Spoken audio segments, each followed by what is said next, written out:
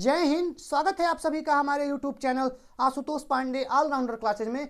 आज हम लोग पढ़ने वाले हैं सुमेरिया की सभ्यता के बारे में। मोसोपोटामिया की सभ्यता हमने पढ़ाया था जिसके 4 भाग थे। अब इसी में हम सुमेरिया की सभ्यता को पढ़ेंगे।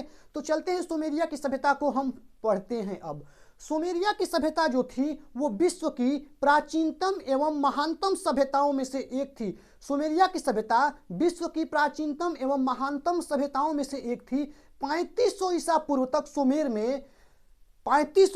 सुमेर में केंद्रीय शासन स्थापित हो चुका था। सुमेर का जो समाज था वो 3 वर्गों में विभाजित था। सबसे पहले उच्च वर्ग, मध्यम वर्ग और निम्न वर्ग होते थे। उच्च वर्ग में राजा, पुरोहित और बड़े बड़े अधिकारी आते थे। मध्यम वर्ग में किसान और व्यापारी आते थे। निम्न वर्ग में दास और श्रमिक होते थे।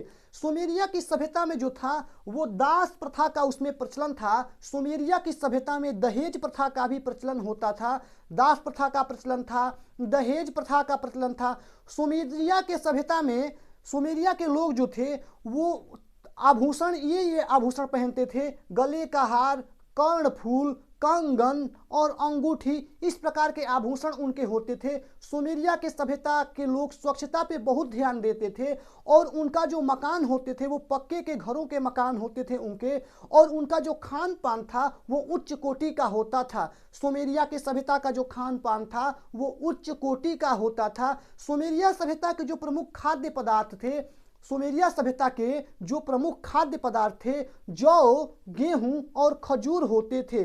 सुमेरिया सभ्यता के जो 4 प्रकार, जो सुमेरिया सभ्यता के निम्न प्रकार के जो नगर थे, जो उनके प्रमुख नगर होते थे, उर, उरूर, निप्पुर, लारसा, ये प्रकार के उनके नगर होते थे। बता दें आपको कि निप्पुर नगर इसमें सबसे प्रसिद्ध नगर था, सर्व प्रसिद्ध नगर था, क्योंकि निप्पुर नगर के जो देवता थे एनलील, इसकी पूजा संपूर्ण राज्य में की जाती थी, इसलिए निप्पुर नगर सबसे प्रसिद्ध नगर था।